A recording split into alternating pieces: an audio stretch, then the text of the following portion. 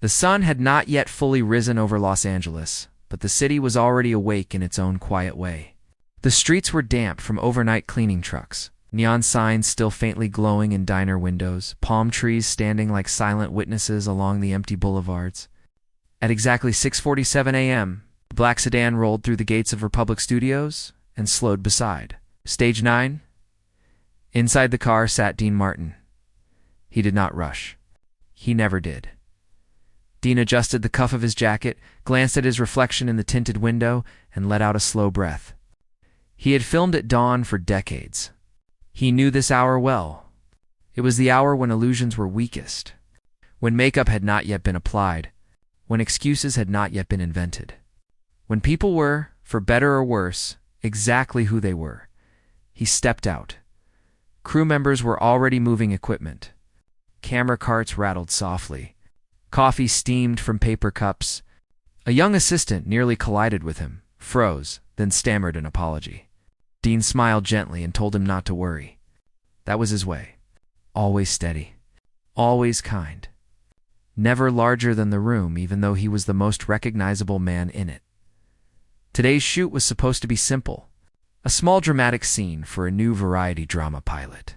A guest appearance from a fast-rising actor named Evan Calder. Handsome, talented, recently unstoppable. The studios had been calling him the next big thing. He'd landed 3 major roles in under 2 years. His face was on magazines. His name was on everyone's lips. And this morning, he was scheduled to act opposite Dean Martin at 7 o'clock sharp. Dean entered his dressing room. On the table lay a neatly stacked script, already marked with notes. He had read it twice the night before.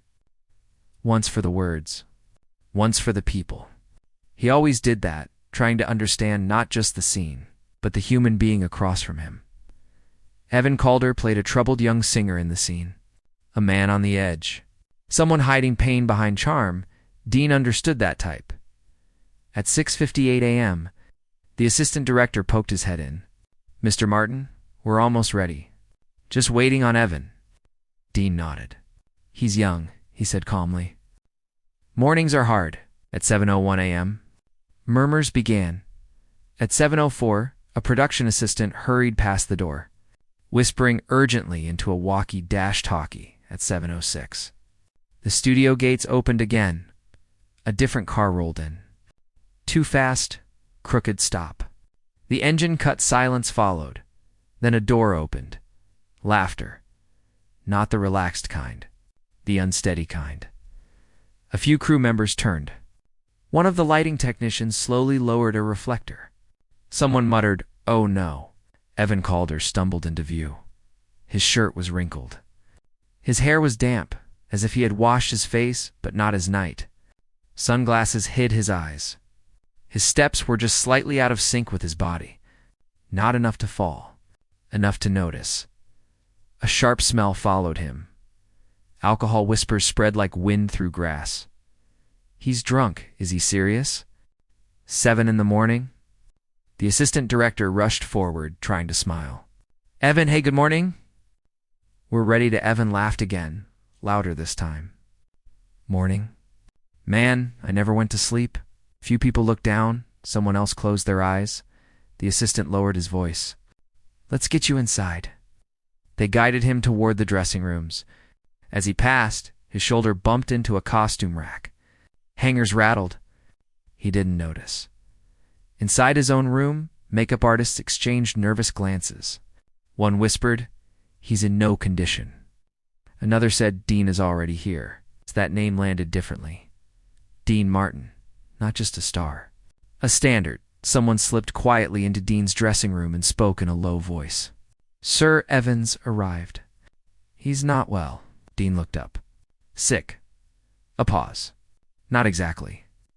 Dean stood. Straightened his jacket. Picked up his script. "I'll go say hello." They tried to stop him. "Maybe let production handle." "It's fine," Dean said gently. The hallway outside felt longer than usual. Crew members stepped aside as he walked. Some looked relieved. Some worried. Some simply curious. They all sensed something was wrong. When Dean reached Evan's door, It was half open. Inside, Evan sat in a chair, head tilted back, sunglasses still on. A makeup artist dabbed at his face, frustrated. The script lay open on the counter, untouched. Dean knocked softly. Evan squinted. "Yeah," Dean stepped in. "Morning, Evan."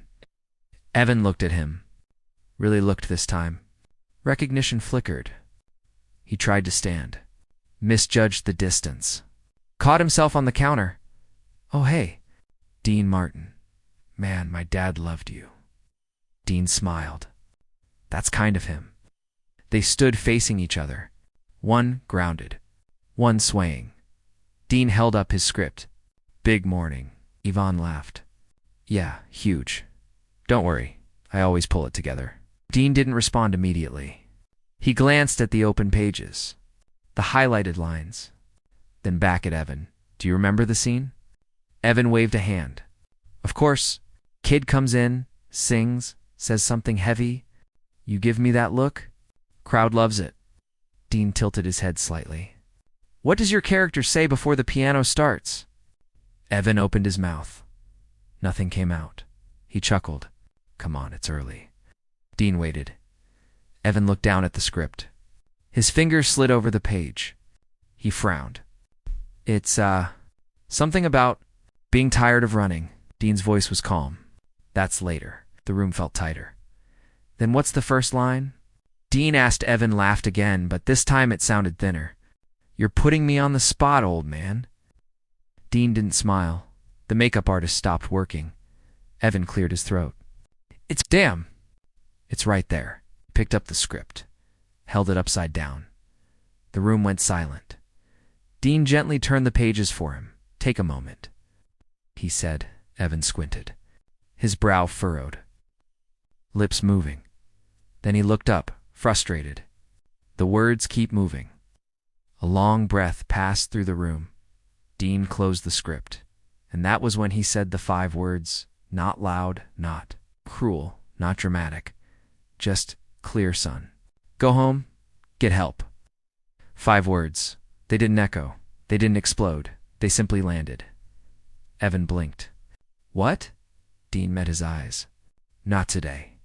Not like this. Go home. Get help." The makeup artist slowly set her tools down. The assistant director, standing in the doorway, felt his stomach drop. Evan laughed. But there was panic underneath it. "You can't be serious. This is my shot." "Howdy." Dean nodded once. "Exactly." Evan's face tightened. "You think I can't act?" "I think," Dean said quietly, "that something is hurting you more than any review ever could." Evan stood too quickly. The chair scraped.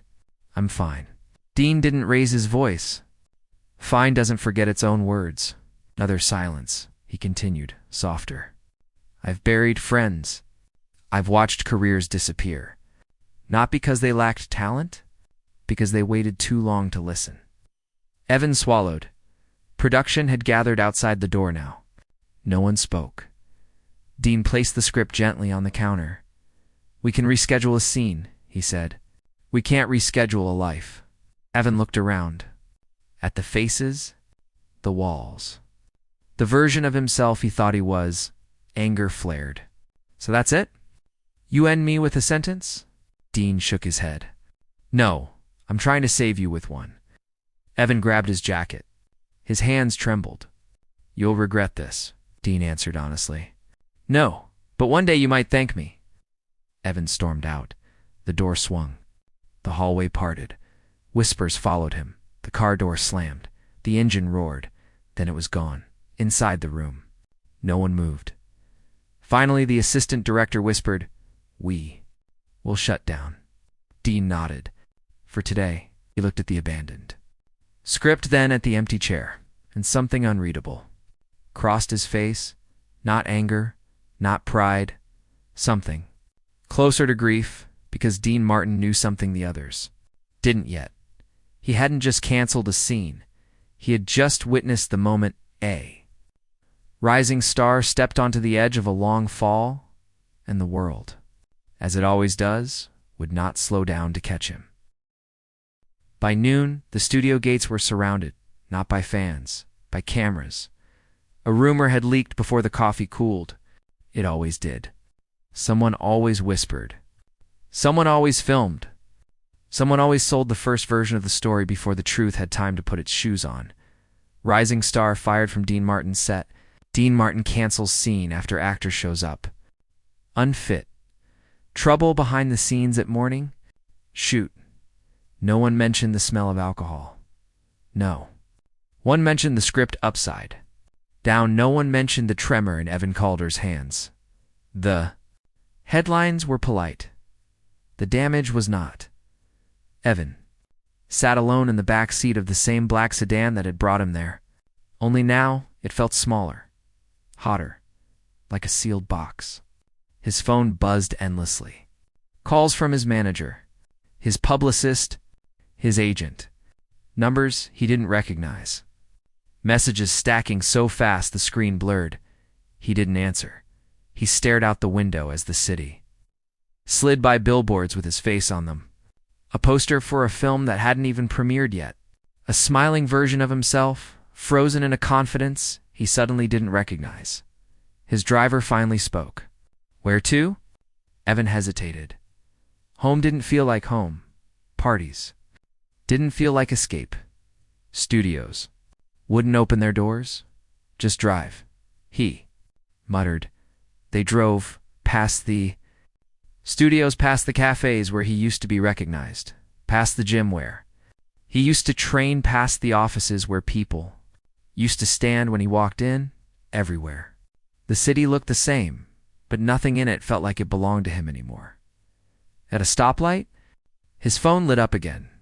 A text from his manager. We need to talk. Call me now, he'd another. The network is nervous, another. They are asking if you're reliable. That word burned, reliable, as if his entire existence could be reduced to a checkbox on a production schedule. He threw the phone onto the seat. The light turned green. They kept moving by. The time he reached his apartment, the story had already evolved. Now, it wasn't a cancellation. It was a confrontation now. It wasn't concern. It was conflict. Now it wasn't unfit. It was removed. Evan kicked the door shut behind him and leaned against it, chest rising too fast.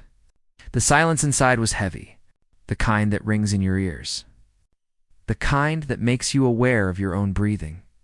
He slid down until he was sitting on the floor and laughed. A short, sharp sound. 5 words, he muttered. 5 words. He pushed himself up and walked into the kitchen, opened the cabinet, reached for a bottle. His hand froze. For the first time that morning, Dean Martin's face came back to him. Not the fame, not the legend, the eyes. Not angry, not disappointed, concerned, that unsettled him more than any headline. He grabbed the bottle anyway. The first swallow burned. The second did. By evening, his phone had stopped buzzing. Not because people were satisfied, because they had moved on too. Writing statements were drafted without him. Creative differences, scheduling, complications, mutual respect. Oldest lies in Hollywood at 9:14 p.m. His manager finally left a voicemail. Evan, listen carefully. The studio has paused your upcoming project. They say they're reviewing. Your agent says 2 meetings were canceled today. We need to get ahead of this. You need to show them you're in control. Evan deleted it. At 11:32 p.m., his publicist wrote, we can spin this, but I need you sober and visible. He didn't reply. At 2:07 a.m., the unknown number sent a single line. Dean saved himself. No one saves you. Evan turned the phone face down. He poured another drink. Across the city, in a quiet house far from the noise, Dean Martin sat on his back patio. The lights were low, the air cool. A glass of water rested on the table beside him, not whiskey water he hadn't touched. Alcohol in years, not because he hated it, because he respected it too much to lie about what it could do. A producer had called him earlier. You were right to send him home, the man had said. But people are asking questions. Dean had answered honestly. They should. Some are saying you embarrassed him. Dean had been quiet for a moment. Then no. He embarrassed himself. I refused to help him finish the job. Now alone, Dean looked out at the dark garden. He thought about Evan's eyes. The confusion. The anger. The fear buried beneath both. He had seen it before. In men who burned fast. In men who didn't know how to stop running when the applause stopped. He whispered to no one. I hope he hears me. Days passed. Then a week. Evan's name still appeared, but the words around it had. Change, not rising, not breakout, troubled, uncertain. Source says studios are reconsidering. Meetings that had once filled his calendar vanished. A role he had already been fitted. For went to someone else, his agent stopped. Calling every day, then stopped calling at all. He began waking up in the afternoon, then the evening, then not knowing when he had slept, the apartment filled with half-finished glasses and unopened mail, scripts he didn't remember requesting, invitations he no longer received. One night, scrolling aimlessly, he saw a clip, a fan video from years ago. Him on a small stage. Before the fame, nervous, thin, alive. Someone in the comments had written, "He looks like he actually cares back then." Evan threw the phone. Across the room, it shattered against the wall. He stared at it, then at his hands. They were shaking, not from cold, not from anger, from something deeper. A door he had kept, closed for years, was rattling. He poured another drink and another, until the room tilted, until the silence softened, until the memory of Dean Martin's voice blurred. Go home. Get help. Slurred the words out loud, mocking them. Get help. Get help. Get help. He laughed. But the laugh broke halfway through, because beneath it was something he could no longer drown: fear. 3 weeks after the set incident, Evan stood in line at a small pharmacy wearing a cap pulled low. No one recognized him. That should have felt peaceful. It felt like erasure. The cashier barely looked up next. Evan stepped forward. His hands were sweaty. He placed a bottle of painkillers and a sports drink on the counter. The cashier scanned them. ID. Evan hesitated, then slid it across. The cashier glanced at the name, then at his face. Then back at the name. Something flickered. Recognition. But not admiration? Pity? Double quotes. Oh, she said quietly. That single sound hit harder than any insult. Oh, she handed back the card. That'll be $12.90. Evan paid, took the bag, walked out into the afternoon, and for the first time since the studio morning, he understood. He hadn't just lost a role, he had begun to lose the story. People told themselves about him, and once that story changed, Hollywood did not rewrite it easily. That night, alone again, he sat on the floor with his back against the couch, the city lights bleeding through the windows. His phone was dead. The room smelled stale. His head robbed, and in the quiet, something surfaced that he had spent years outrunning: the boy who had promised himself he would never be small. Again, the boy who believed success was oxygen. The boy who didn't know who he was without applause. A single tear slid down his face. He wiped it angrily. Then another came. Then he covered his eyes, because somewhere beneath the anger, beneath the shame, beneath the noise, a question had begun to whisper. What if Dean Martin hadn't ended his career? What if he had interrupted his destruction? And what if the silence he was drowning in now was not punishment, but the last chance to hear himself before it was too late? No headlines announced when Evan Calder disappeared. No breaking news, no urgent alerts. His name simply stopped appearing. At first, it felt temporary, like a storm that would pass, like a pause between phone calls. Evan told himself that Hollywood always forgot people for a moment before remembering them louder. He believed that because he had to. But weeks became months. and months became something. Heavier time without witnesses. The apartment changed before he did. Dust settled where magazines used to be stacked. Plants dried in their pots. The fridge held more bottles than food. Daylight came and went without purpose. Night no longer meant rest. It meant escape. He stopped opening mail. He stopped shaving. He stopped watching anything that reminded him of who he had been. The mirror in his bathroom stayed, covered by a towel. On the rare mornings he woke before noon, his head felt like a construction site. Metal. Echoes. Pressure. Regret. His hands shook until he poured something into them. Not because he wanted pleasure, because he wanted quiet. Because when he was sober, memory got loud, sometimes lying on the couch, with the city glowing behind the windows. Scenes replayed in fragments, the studio hallway, the upside-down script, Dean Martin's eyes, go home, get help. Evan always flinched at that part. He would sit up, heart racing, and whisper into the empty room, "You don't get to decide when I'm finished." Then he would drink. Until the words dissolved, the invitations stopped. Completely, then the messages, then even the rumors, and that was worse, being talked about. Hurt being forgotten, hollowed. One winter morning, Evan woke on the floor of his kitchen, the light coming through the blinds. It was pale and thin. His phone lay beside him dead. Dead, his mouth tasted like rust. For a long moment, he didn't know where he was. Then the apartment assembled itself slowly around him. The counter. The chair. The sink full of glasses. His chest tightened. He pushed himself up. His legs nearly gave out. He caught the counter, breathing hard, in the silence. He became aware of a sound he hadn't heard in days. A knock, soft, uncertain. He froze. Another knock. He moved to the door, each step careful. Like the floor might disappear. He opened it. A woman stood there holding a small clipboard and a bag of groceries. She looked surprised. "Oh, you're home. Who are you?" He croaked.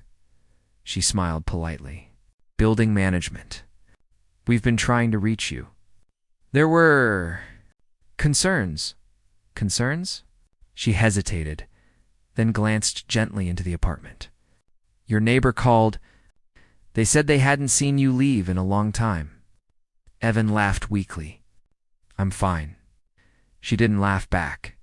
Her eyes moved again over the bottles, the drawn curtains. "The smell, sir," she said quietly. "Being alive and being fine are not always the same thing." He felt something twist. "I just need rest," he muttered. She handed him the bag. "We thought you might need food." Her fingers brushed. Her hand was warm. Human for reasons he couldn't explain. His vision blurred. "Thank you," he said too quickly.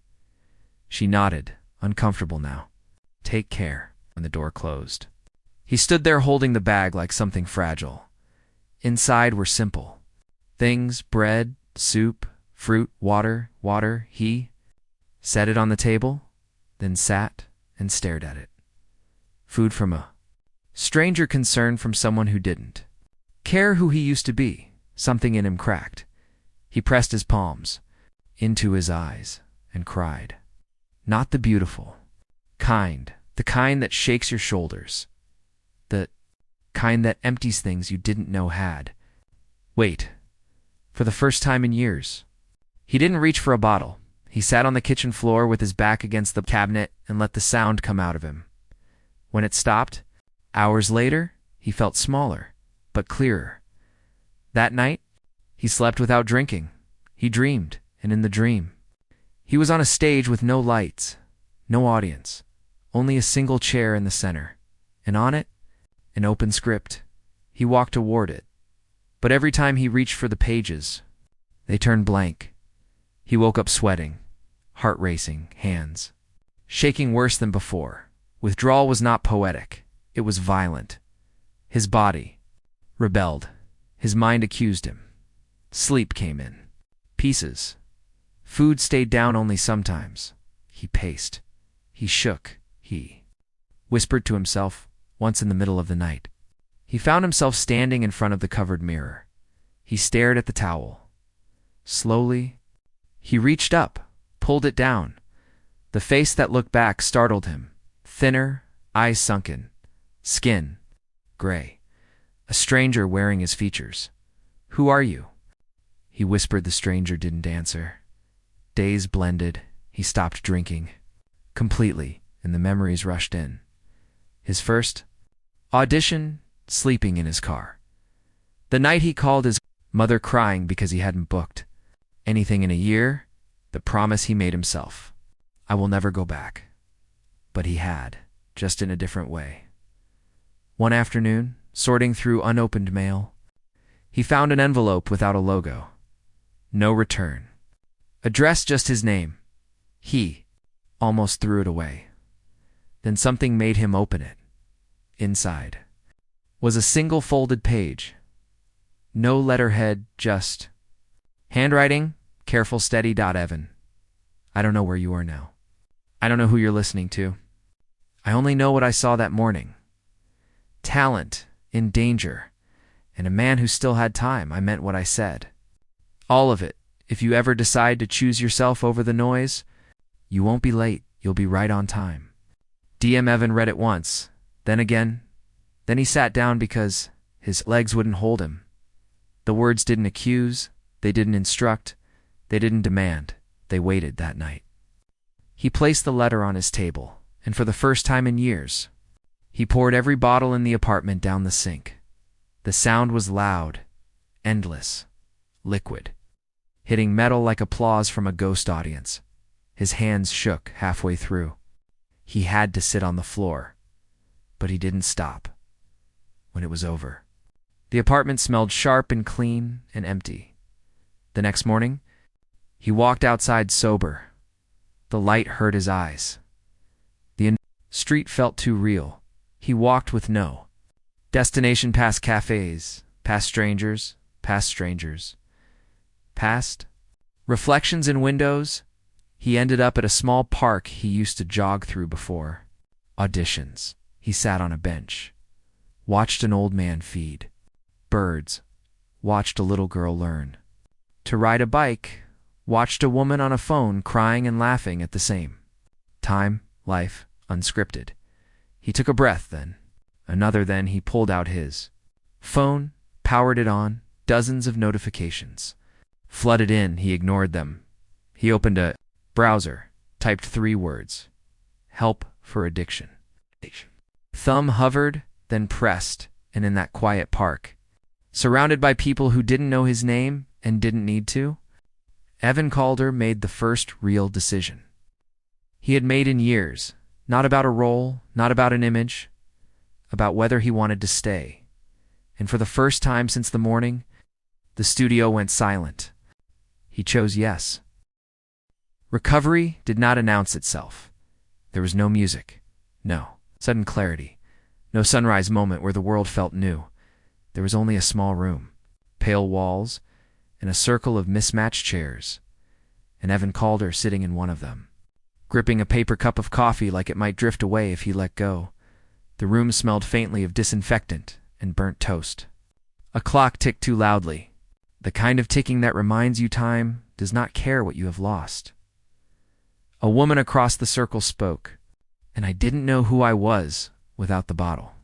That was the scariest part. A man beside her nodded, eyes down. Evan listened. For the first time in years, he didn't prepare a response. He didn't rehearse a version of himself. He didn't perform. He just listened. When it was his turn, he hesitated. My name is Evan, he said quietly, and I don't know how to be small. No one laughed. No one looked away. Someone said, welcome. And something loosened in his chest. The early weeks were brutal, not physically anymore, emotionally, without alcohol. The past stood up. He remembered people he had used, promises he had laughed off, moments he had traded for momentum. Some nights he walked the city just to exhaust himself. Past theaters where he used to imagine his name in lights. Past restaurants where he used to be ushered to private tables. Past studios where he had once walked without showing ID. No one stopped him now. That hurt, and it healed because anonymity, he learned, is a kind of mercy it gives you. Room to become something without being watched. Months passed, then more. He found work that didn't involve a camera, helping unload trucks at a food center, cleaning after hours at a community theater, fixing broken chairs in a church basement. Where meetings were held, no one there cared about his past. They cared if he showed up, if he swept the floor right, if he listened. One night, after closing up the theater, he stood alone on the stage. Dust floated in the light, rows of empty seats stretched before him. He stepped into the center and spoke, not lines, truth. I was someone, he said softly. The room did not answer. He tried. Again, I am someone. The words felt different, smaller, stronger. A year after the studio morning, Evan received an envelope at the theater. The director handed it to him. Looks official. Inside was not a contract. It was an invitation. A small independent film project. Non-union, minimal pay. No publicity machine. The role description was brief. A man who once had everything and lost it, and is trying to learn how to speak without a script. Evan sat on the edge of the stage and stared at the page. This time, his hands did not shake. He didn't call an agent, he didn't post, he didn't celebrate. He went home, made tea, and read the script slowly, twice, for the words and for the man. Production took place in a warehouse far from Hollywood Center. The crew was small, the lights imperfect, the cameras old. On the first morning, Evan arrived early, 6 a.m. He helped carry cables, he poured coffee, he learned names. When the director called action, there were no trailers, no assistants hovering, just a scene, just breath, just presence. He forgot himself, and in forgetting, he finally arrived. The film was never meant to be big, but it was honest. It premiered quietly at a small festival. No red carpet, no billboards. 30 people in folding chairs. Evan sat in the back when the credits rolled. No one clapped at first, then someone did, then another, then the whole room. Not thunder, not fame, recognition. Afterward, a young man approached him. I don't know who you are, he said awkwardly. But that helped me, Evan smiled. That's enough. 2 years after the morning at Republic Studios, Evan stood outside a different gate, same city, different posture.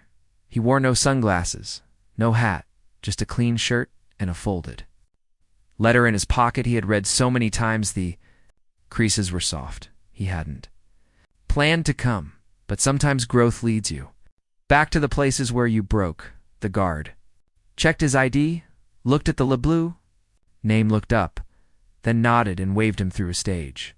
9 was quiet. A production was wrapping. Equipment rolled. Crew laughed. Evan stood near the edge. Sure.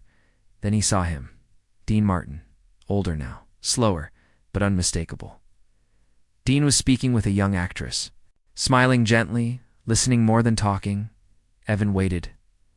When the actress left, Evan stepped forward. Dean turned. Recognition took a moment. Then his eyes changed. Not surprise. Understanding. Evan, he said. Evan swallowed. Mr. Martin. Dean studied him. The face, the stillness, the absence of the old static. You look well. Evan nodded. I think. A small smile from Dean. That's usually how it starts. They stood there.